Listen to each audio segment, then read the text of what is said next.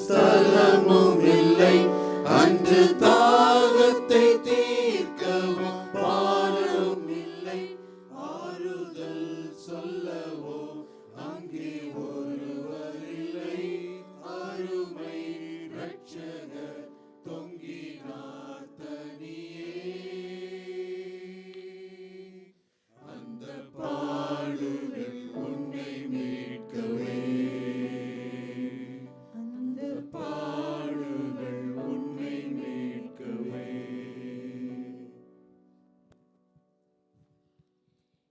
இன்று நாம் தியானிக்கிற 5வது வார்த்தை தாகமாய் இருக்கிறேன்.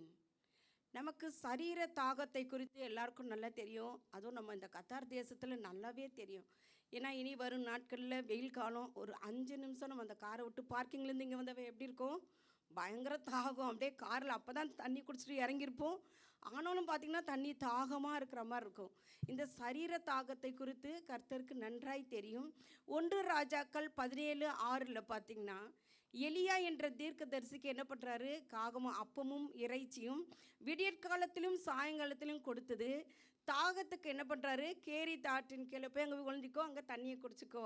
ஏன்னா ஏசப்பாவுக்கு நல்லா தெரியும், தேவனுக்கு நமக்கு தாகமும் சரீரத்துக்கு உணவும் நமக்கு தண்ணியும் தேவை என்பது அவர் நன்றாய் அறிந்திருக்கிறார். அடுத்து பார்த்திங்கன்னா இஸ்ரவேல் மக்களுக்கு அப்பமும் தண்ணீரும் கொடுத்தார். இந்த காரியங்கள் சரீர தாகத்தை குறிக்கிறது. அடுத்து ஆத்ம தாகம்னு ஒன்று இருக்குது.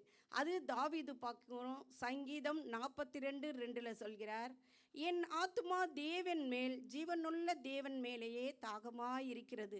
தாவீது பார்த்திங்கன்னா எவ்வளவு மரண பள்ளத்தாக்கில் எங்கே போனாலும் தேவனை என்ன பண்ணுறாரு, அவர் கூடவே கூட்டிகிட்டு போகிறாரு. அந்த தேவன் மேலே அவர் எவ்வளவா இருந்தார், ஆத்மாவில் ரொம்ப தாகமாக இருந்தார். அடுத்து இயேசுனுடைய தாகம் பார்த்திங்கன்னா எல்லா மனிதர்களும் ரட்சிப்பு பெற வேண்டும் என்கிற தாகம் உடையவராக இருந்தார். அதனால தான் என்ன பண்ணுறாரு, தாகமாக இருக்கிறேன். மற்ற ப்ராசஸ்லாம் நடந்துகிட்டே இருக்குது, ஆனால் அந்த தாகமாக இருக்கிறேன்றது மட்டும் என்ன வருது, இன்னைக்கு வரைக்கும் அவர் தாகத்தோடு காத்து கொண்டிருக்கிறார். இன்றைக்கி என் ஆத்மா, ஒரு ஆத்மாவாது இன்று மனம் திரும்ப மாட்டார்களா என்று அவர் தாகமாக இருக்கிறார். அந்த ஆத்ம தாகம் இன்றும் உண்டு. 1 தீமோத்தேயு 2:4 பார்த்திங்கன்னா எல்லா மனுஷரும் ரட்சிக்கப்படவும் சத்தியத்தை அறிகிற அறிவை அடையவும் அவர் சித்தம் உள்ளவராய் இருக்கிறார். எப்பேற்பட்ட தாகம் பாங்க, எல்லா மனுஷரும் ரட்சிப்புக்குள்ளே வர வேணும், சத்தியத்தை அறிகிற அறிவை அடைய வேண்டும். இது ஒரு தாகம். அடுத்து 2 பரிசுத்த ஆவியானவரை குறித்து ஒரு தாகம். ஏன்னா பரிசுத்த ஆவியானவர் தான் நமக்கு எல்லாவற்றையும் போதித்து நடத்துகிறவர். அவர் என்ன பண்ணுறார், யோவான் 16:8 பார்த்திங்கன்னா பரிசுத்த ஆவியானவர் பாவத்தை குறித்தும் நீதியை குறித்தும் நியாய தீர்ப்பை குறித்தும் உலகத்தை என்ன பண்ணுவார், நம்மளையெல்லாம் கண்டித்து உணர்த்துகிறவர் அந்த பரிசுத்த ஆவியானவர். அந்த பரிசுத்த ஆவியானவரை என் பிள்ளைங்க பெற்றுக்கொள்ள வேண்டும் என்று அவர் என்ன பண்ணுறாரு, தாகத்தோடு காத்து கொண்டிருக்கிறார். யோவான் 7:39 கூட பார்த்திங்கன்னா தம்மை விசுவாசிக்கிறவர்கள் அடைய போகிற ஆவியை குறித்து இப்படி சொன்னார்னு எழுதியிருக்கு. ஏன்னா யோவான் 16:13 பார்த்திங்கன்னா சத்திய ஆவியாகிய அவர் வரும்போது தான் சகல சத்தியத்துக்குள்ளேயும் நம்மளை எப்படி பண்ணுவாராம், நடத்துவார். ஏன்னா அந்த நமக்கு பைபிள் வேதத்தை படிக்கிறோம், எல்லாம் படிக்கிறோம், ஆனால் ஆவியானவர் தான் நம்ம கூட இருந்து நமக்கு என்ன பண்ணுறாரு, எல்லா காரியங்களையும் போதித்து நடத்துகிறார். இல்லாட்டி நம்ம அப்படியே கேஷுவலாக படிச்சுட்டு அப்படியே போயிட்டே இருப்போம். அதே மாதிரி பார்த்திங்கன்னா சமாரிய ஸ்திரீ யோவான் 4:8-29 பார்த்திங்கன்னா அதில் 4:10 இயேசு அவளுக்கு பிரதியுத்தரமாக, நீ தேவனுடைய ஈவையும் தாகத்துக்கு தா என்று உன்னிடத்தில் கேட்கிறவர் இன்னார் என்பதையும் அறிந்திருந்தாயானால் நீயே அவரிடத்தில் கேட்டிருப்பாய், அவர் உனக்கு ஜீவ தண்ணீரை கொடுத்திருப்பார். அந்த ஜீவ தண்ணீராகிய பரிசுத்த ஆவியானவர் இருந்தால் தான் நமக்குள்ள என்ன பண்ணும், அது நீரூற்றாய் இருக்கிறோம். அந்த ஒரு பாவியின் மனந்திருவன் மட்டும் அந்த சமரிய தேசம் ஃபுல்லாக என்னன்னாங்க, எல்லாருமே மனந்திரும்புதலை அடைந்தார்கள். யோவான் 7:38 பார்த்தீங்கன்னா விசுவாசம் வேண்டும். ஏன்னா வேத வாக்கியம் சொல்லுகிறபடி என்னிடத்தில் விசுவாசமாய் இருக்கிறவன் எவனோ அவன் உள்ளத்திலிருந்து ஜீவ தண்ணீருள்ள நதிகள் ஓடும். நமக்கு அந்த விசுவாசம் வேண்டும். அந்த விசுவாசம் இருந்தால் தான் நம்ம என்ன பண்ண முடியும்? அந்த ஆவியானவரை எல்லாம் பெற்றுக்கொள்ள முடியும். அடுத்து வெளிப்படுத்தல 21:6 பார்த்தீங்கன்னா தாகமாய் இருக்கிறவனுக்கு நான் ஜீவ தண்ணீரூற்றில் இலவசமாய் கொடுப்பேன்னு சொல்கிறாரு. வெளிப்படுத்தல 22:17 தாகமாய் இருக்கிறவன் வரக்கடவன், விருப்பம் உள்ளவன் ஜீவ தண்ணீரை இலவசமாய் வாங்கி கொள்ள கடவன். அப்போ என்ன வேணும்? பரிசுத்த ஆவியானவரை பெற்றுக்கொள்வதற்கு தாகம் வேணும், விருப்பம் வேணும். அந்த விருப்பம், அந்த பரிசுத்த ஆவியானவரை பெற்றுக்கொள்ள இந்த காரியங்கள்லாம் இருந்தால் தான் நம்ம என்ன பண்ண முடியும்? அவரை பெற்றுக்கொள்ள முடியும். மூன்றாவதாக ஒரு தாகம் உண்டு, தேவனுடைய வார்த்தையின் மேல் தாகம். என்னென்னா ஆமோஸ் 8:11 இருக்குது, இதோ நான் தேசத்தின் மேல் பஞ்சத்தை அனுப்பும் நாட்கள் வரும். ஆகாய குறைவினால் உண்டாகிய பஞ்சம் அல்ல, ஜலக்குறைவினால் உண்டாகிய தாகமும் அல்ல, கர்த்தருடைய வசனம் கேட்க கிடையாத பஞ்சத்தை அனுப்புவேன் என்று கர்த்தராகிய ஆண்டவர் சொல்கிறார். இப்பயே நமக்கு பஞ்சகாலம், போர், பஞ்சம்லாம் வரும்போது நமக்கு என்ன ஆகுது? விலைவாசியெல்லாம் பார்த்திங்கன்னா அப்படியே கிட்டக்கிட்டுன்னு எதுவுமே போய் கிட்ட போய் நம்மளால் வாங்க முடியல. ஏன்னா 5, 6, 18, 13, 14 அந்த பார்த்தா நமக்கு அவ்வளோ பயமாக இருக்குது. எதை பொருளை நம்ம வாங்குவோம், வாங்க மாட்டோம். அப்போ இன்னும் அந்த தேவனுடைய வார்த்தை கிடைக்காத நாட்கள் வருமா? அதற்குள்ளே நம்ம என்ன பண்ணோம்? அந்த இருதய பலகையில் தேவனுடைய வார்த்தையை வைத்து கொள்ள வேண்டும்.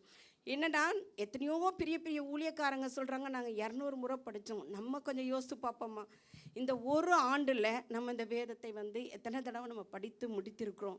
இது ஒரு தீர்மானமாய் கர்த்தருடைய அந்த தாகத்தை தீர்ப்போம். இந்த வேதத்தின் மீது நமக்கு தாகம் வேணும்.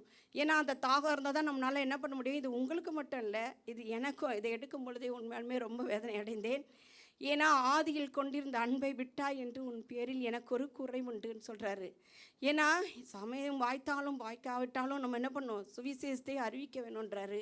ஆனால் இந்த தேசத்தில் நம்மளால் அறிவிக்க முடியவில்லை, எந்த காரியத்தையும் செய்ய முடியல என்று சொல்லி நம்ம என்ன பண்ணுறோம்? அந்த பழைய வாழ்க்கை விட்டுட்டு ரட்சிப்புக்குள்ளே வந்த பிறகு நம்ம என்ன பண்ணுவோம்னு பார்த்திங்கன்னா, யாருக்காவது சுவிசேஷம், நம்ம பழைய காலத்தில் ரட்சிப்படைந்த அந்த நாட்களை நினைத்து பாருங்கள். நினைத்து பார்க்கும் பொழுது அன்றைக்கி ஒரு நாள் நம்ம யாருக்காவது சுவிசேஷமோ மற்ற காரியங்கள் எதையும் அறிவிக்கலைன்னா அன்றெல்லாம் நமக்கு எவ்வளோ அழுகியாக இருக்கும். எத்தனை ஊழியக்காரங்க சொல்லியிருக்காங்க, இன்றைக்கி நான் சுவிசேஷம் அறிவிக்கலைன்னா நான் வீட்டுக்கு திரும்பி போக மாட்டேன், அப்படியெல்லாம் ஒரு தீர்மானம் எடுக்கிறாங்க. இதுதான் கர்த்தருடைய தாகம். மற்ற காரியங்கள்லாம் நம்ம பார்த்துட்டே இருக்கோம். இது பார்க்கும்பொழுது இந்த நாட்களில் நம்ம என்ன பண்ணிகிட்ருக்கோம்? அதே நம்ம இந்த தேசத்தில் நம்ம எப்படி சுவிசேஷத்தை அறிவிக்கலாம் என்று சில காரியங்களை சொல்கிறேன்.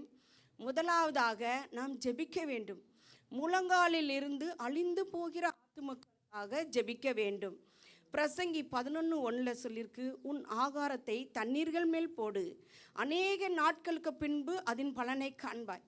நம்மளோட கடமை என்ன? முழங்கால போட்டு ஜெபிக்க வேண்டியதுதான். ஏன்னா அந்தரங்கத்தில் ஜெபிக்கிற ஜெபத்துக்கு நம் தேவன் என்ன பண்ணுவார்? வெளியரங்கமாய் பதில் தருகிற ஜீவனுள்ள தேவன். அதனால் நம்ம இந்த தேசத்தில் இருக்கும் பொழுது ஒவ்வொருவரும் நம்ம முழங்கால் படிக்கிட்டு, அப்பா நான் போய் சுவிசேஷத்தை அறிவிக்க முடியல, எனக்கு அதற்குரிய சான்ஸ் கொடுங்க அப்படின்னு சொல்லிட்டு நம்ம ஒவ்வொருவருடைய பேரையும் சொல்லி எழுதி வைத்து ஜெபிக்கும் பொழுது தேவன் அவருடைய தாகத்தை நம்ம எப்படி பண்ணுறோம்? தீர்க்கிறவர்களாக இருக்கும். கர்த்தர் செய்த நன்மைகளை, இரண்டாவதாக நன்மைகளை மற்றவர்களிடத்தில் சொல்லும்போது கர்த்தருடைய நாமம் மகிமைப்படும். சமாரிய ஸ்திரீ என்ன பண்ணுறான்? அவள் பேர்பட்ட பாவி தான். ஆனால் அவள் அந்த சுவிசேஷத்தை கேட்ட உடனே என்ன பண்ணுறாரு? இயேசுவை குறித்து ஓடி போய் எல்லார்கிட்டையும் சொல்லி அந்த சமாரிய தேசமே அநேக ரட்சிப்புகளை வழி நடத்தினாள். அதே மாதிரி பைபிளில் வேதத்தில் பார்க்குறோம், குருடர்கள், சப்பானிகள் அவர்களெல்லாம் பார்க்கும் பொழுது அவர்கள் ரட்சிப்படைந்த பிறகு அவங்க சொந்த இடங்களுக்கு ஓடி போய் சொந்தக்காரங்க அக்கம் பக்கத்தில் வேதத்தில் நிறைய இடங்களில் பார்க்குறோம் சுவிசேஷத்தை அறிவித்து அவர்களை எல்லாம் என்ன பண்ணுறா? எல்லாரும் ரட்சிப்புக்களை வழி நடத்துகிறாங்க. ரெண்டாவதாக அந்த நல்ல நமக்கு கிடைத்த நன்மைகளை மற்றவர்களுக்கு சொல்லும் பொழுது அவர்கள் ரட்சிப்படைவார்கள். அடுத்து மூன்றாவதாக நற்சாட்சியுள்ள ஜீவியம். 1 பேதுரு 3:1-2 அந்தபடி மனைவிகளே உங்கள் சொந்த புருஷர்களுக்கு கீழ்ப்படிந்திருங்கள், அப்பொழுது அவர்களில் யாராவது திருவசனத்திற்கு கீழ்ப்படியாதவர்களாய் இருந்தால் பயபக்தியோடு கூடிய உங்கள் கற்புள்ள நடக்கையை அவர்கள் பார்த்து போதனையின்றி மனைவிகளின் நடக்கையினாலேயே ஆதாயப்படுத்தி கொள்ளப்படுவார்கள். உண்மையுமே பார்த்தா இப்போ எல்லாம் அந்தந்த அவங்களோட சொந்த புருஷர் ரைட்டில் போனால் அவங்க லெஃப்டில் போவாங்க. அந்த கீழ்ப்படிதல்ன்றது நமக்குள்ளே இருக்கான்னு பார்க்கணும். ஏன்னா கணவர் சொல்கிறது ஒரு சில காரியங்கள் நம்மளால் ஏற்றுக்கொள்ள முடியாது. ஆனால் அவங்க சொல்கிறதுக்கெல்லாம் நம்ம கீழ்ப்படியும் பொழுது அதற்குரிய ஆசீர்வாதம் நம்ம ஒய்ஃபு ரட்சிப்புக்குள்ளே வரலையே, கணவர் ரட்சிப்புக்குள்ளே வரலையே என்று நம்ம அங்கலாய்க்க தேவையில்லை. ஏன்னா நம்ம இதில் நிறைய பேர் வந்து ஒருத்தர் ரட்சிப்புக்குள்ளே இருக்கும், ஒருத்தர் ரட்சிப்படையாமல் இருக்காங்க. அவர்கள் என்ன பண்ணுவாங்கன்னா, போதனையின்றி நம்ம நடக்கிற அந்த பயபக்தியோடு கற்புள்ள அந்த நடக்கையை பார்த்து அந்த ஆத்துமாக்களை நம்ம என்ன பண்ணுவோமா, ஆதாயப்படுத்தி கொள்வோம். ஏன்னா எல்லாமே குடும்பம் ரட்சிப்புக்குள்ளே வந்தவங்களான்னு கேட்டால் எத்தனையோ பிரதர்ஸ் கிட்ட நானும் கேட்டிருக்கேன். என் ஒய்ஃபுக்காக ஜெபம் பண்ணுங்க சிஸ்டர், ஜெபம் பண்ணுங்க எப்படியாவது ரட்சிப்புகளை. அதே மாதிரி ப்ரேயர் பாயிண்ட்ஸும் பார்க்குறோங்க. ரட்சிப்பு உண்மையாகவே நம்ம ஜெபிக்கிற ஜெபமும் அந்த கற்புள்ள நம்ம அந்த ஒவ்வொருத்தரோட நடக்கையை பார்க்கும் பொழுது நம்ம வந்து நடமாடும் அவங்களெல்லாம் ஆதாயப்படுத்தி கொள்வோம். இதெல்லாம் கர்த்தர் மேல் உள்ள நம்மளுடைய அவருடைய தாகத்தை இதன் மூலிமா நம்ம என்ன பண்ணலாம், அவருடைய தாகத்தை தீர்க்கலாம். கிறிஸ்துவுக்குள் புது சிருஷ்டியாய் மாற வேண்டும். கலாத்தியர் 5:19-21 பார்த்தீங்கன்னா, மாம்சத்தின் கிரியைகள், பொறாமை, வைராக்கியம், கோபங்கள் பார்த்திங்கன்னா 17 அதற்கு மேற்பட்டும் எத்தனையோ பாவங்கள் உண்டு. நம்ம மாம்சத்தில் இருக்க அந்த கிரியைகள் எல்லாம் அழிக்கப்பட வேண்டும். கலாத்தியர் 5:20-24 பார்த்திங்கன்னா, ஆவியின் கனிகள் பார்த்திங்கன்னா கனிகள் 9 தான். ஆனால் அந்த கனிகளை பெற்றுக்கொள்வது மிகவும் கடினமான காரியம் அல்ல. அவரோட பாதத்திலிருந்து கேட்கும் பொழுது அந்த கனிகளினால் நம்ம என்ன பண்ணுவார், அவர் அலங்கரிப்பார். இந்த பாவத்தை எல்லாம் விட்டு, அதனால்தான் கிறிஸ்துவுக்குள் இருந்தால் பழையவைகள் கழிந்து போயின, எல்லாம் புதிதாயின. நம்ம இன்னைக்கு புதிதாக இருக்கிறோமா, அதை நாம் சிந்தித்து பார்ப்போம். ஏன்னா ஒவ்வொரு வருடமும் அதே மாதிரி நடமாடும் நிருபங்கள் 5வது அப்போஸ்தலர் 19:11 பவுலின் கைகளினாலே தேவன் விசேஷித்த அற்புதங்களை செய்தருளினார்.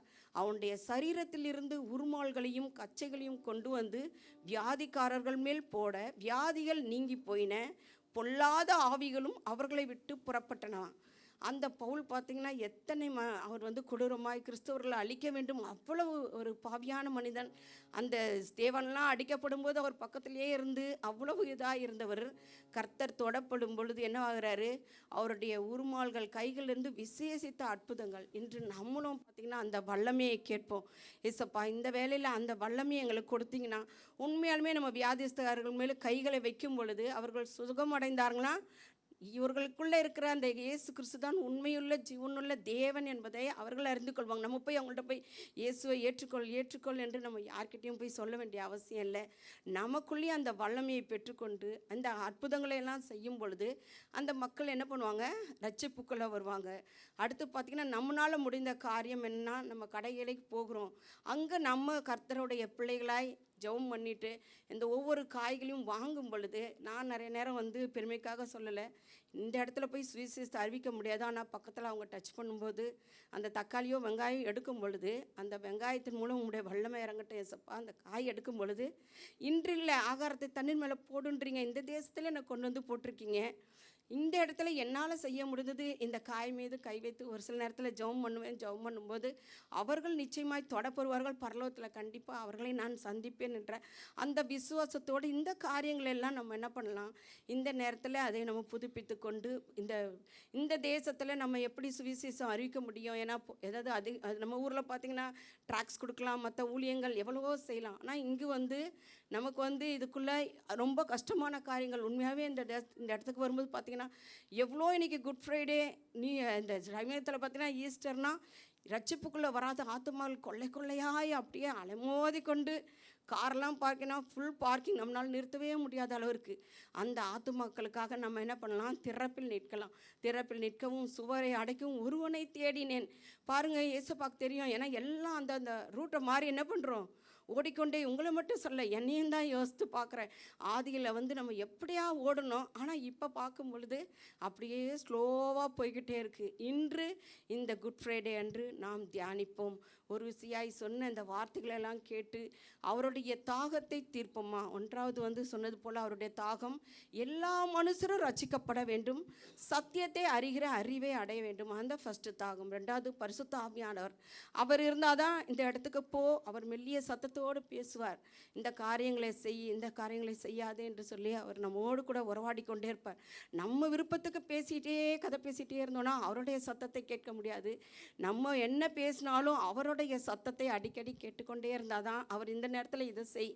ஏன்னா பிலிப்புக்கிட்ட சொன்னார் பார், அந்த இடத்துல ஓடி போய் அந்த கந்தக மந்திரிக்கிட்ட ஓடுனும் போது ஓடினார். எப்படின்னா அவர் விருப்பத்தின்படியாக நடக்கவில்லை. அப்படியாய் வேதத்தை இந்த ஆண்டு உண்மையாகவே நம்ம பாரத்தோடு வார்த்தைகளை படிக்க ஆரம்பிப்போம். சின்ன பிள்ளைங்களுக்கும் நிறைய நேரத்தில் படிக்க சொல்லி கொடுங்க. இந்த ஆண்டு இந்த ஒரு வருடத்துக்குள்ளே நீ எவ்வளோ காரியங்கள் எக்ஸாம் பாருங்கள், ஃபஸ்ட்டு மார்க் எடுக்கணும்னு சொல்லி எவ்வளோ பிரயாசப்பட்டு பிள்ளைகளுக்கு ஹார்ட் ஒர்க் பண்ணுறோம். இந்த வேதத்தை படித்து கொடுக்கும் பொழுது சொன்னோமே, கர்த்தருக்கு பயப்படுதல் ஞானத்தின் ஆரம்பம். இதை நம்ம கையில் வச்சிட்டோன்னா எல்லாம் நமக்கு கிடைத்திடும். நம்ம இந்த ஒரு விசையாய் தலைகளை தாழ்த்தி கர்த்தரை நோக்கி பார்ப்போமா? இசப்பா, இந்த அருமையான வேலைக்காக உமக்கு நன்றி செலுத்துகிறோம் ஐயா. இந்த வேலையில் கூட தகப்பனே அப்பா, உம்முடைய தாகத்தை தீர்க்க இந்த தேசத்தில் அப்பா நாங்கள் என்ன செய்ய வேண்டும், என்ன சொல்ல வேண்டும் என்று நீர் எங்களுக்கு சொல்லுகிறீரோ அந்த சத்தத்தை நாங்கள் கேட்கும்படி உதவி செய்யுங்கப்பா.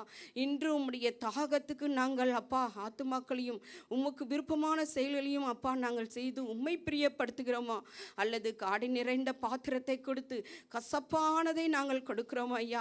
இந்த வேலையில் ஒரு கேள்விக்குறியாய் எங்கள் வாழ்க்கையில் வைக்கிறோம் அப்பா.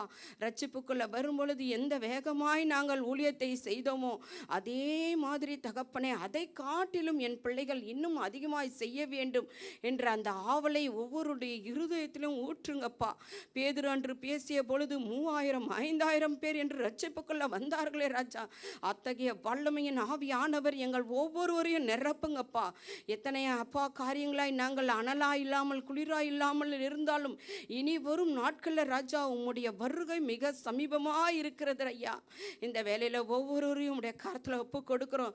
இந்த வார்த்தைகள் அப்பா காதில் கேட்டு விட்டுவிடாதபடி அது இருதயத்திற்குள் சென்று 100 மடங்கு பலன் கொடுப்பதாக இயேசுவின் நாமத்தினால உதவி செய்யுங்க இயேசப்பா. ஒத்தாசையை அனுப்புவீராக. நாங்கள் கேட்கிறவர்களாய் மாத்திரம் அல்ல ராஜா, அதன்படி அப்பா அந்த வசனத்தை அப்பா கை கொள்ளுகிறவர்களாய் எங்களை நீர் மாற்றுவீராக. சொன்ன வார்த்தைகள் அப்பா அவர்களுடைய இருதயத்தில் ஒலித்து கொண்டே இருப்பதற்காக உமக்கு நன்றி செலுத்துகிறோம் ஐயா. துதி கன மகிமையெல்லாம் ஒருவருக்கே எடுக்கிறோம். இயேசு கிறிஸ்துவின் மூலம் ஜெபிக்கிறோம், ஜீவிக்கிற எங்கள் நல்ல பிதாவே. ஒரே ஒரு காரியம், அடிக்கடி நான் இதை தியானிக்கும் போது ஆவியானவர் சொன்னார், தண்ணி நம்ம ஒரு நாளைக்கு எத்தனை தடவை குடிக்கிறோம் கொஞ்சம் யோசிச்சு பாருங்கள். அப்பப்போ நமக்கு என்ன பண்ணுறோம், நாக்கு கொஞ்ச நேரம் பேசினாவே தண்ணி குடிச்சிடும். அந்த ஒவ்வொரு தண்ணி குடிக்கும் பொழுதும் இயேசுவானவர் தாகத்துக்கு தான் சொன்னாரே அப்பா, இன்னைக்கு ஒவ்வொரு நேரமும் நம்ம குடிக்கும் பொழுதெல்லாம் ஒரு தடவையாக தண்ணியை குடிக்கும்போது நம்ம 100 தடவை கூட குடிக்கலாம். தண்ணியை ஒரு தடவை குடிக்கும்போதாவது இந்த தண்ணீரை குடிக்கும் பொழுது இயேசப்பா உம்முடைய தாகம் இன்று என்ன அப்படின்றத நம்ம அவர்கிட்ட கேட்டுகிட்டே இருக்கும்படியாய் அந்த ஒரு கேள்விக்குரிய உம்மிடம் வைக்கிறேன். உண்மையாலுமே அந்த தண்ணீரை குடிக்கும் பொழுது நமக்கு எப்படி சரீரத்துக்கு தாகம் அடங்குகிறதோ அதை போல் அந்த ஆத்தும தாகத்தை அடக்குவதற்கு அவரது மூலம் சந்தர்ப்பங்கள் ஒவ்வொரு தடவையும் நம்ம தண்ணி குடிக்கும் பொழுதெல்லாம் இந்த ஒரு சிந்தனையை உங்களுக்குள்ளே வைத்து கொள்ளுங்கள். இதை மறந்து விடாமல் ஒவ்வொரு தடவையும் இசப்பா உம்முடைய தாகம் என்னன்னு கேட்கும் பொழுது அந்த சமயத்தில் நம்மோடு மெல்லிய சத்தத்தோடு பேசுவார். பரிசுத்த ஆவியானவர் பேசுகிற தெய்வம். அப்படி இல்லாவிட்டாலும் இந்த வார்த்தையின் மூலமாய் கண்டிப்பாய் பேசுவார். பேசி இந்த தேசத்தில் சீக்கிரமாய் நமக்கு நியமித்த காரியங்களை செய்ய வைக்க அவர் வல்லவராக இருக்கிறார். கர்த்தர் தாமே இந்த வார்த்தையை ஆசீர்வதிப்பாராக. ஆமென்.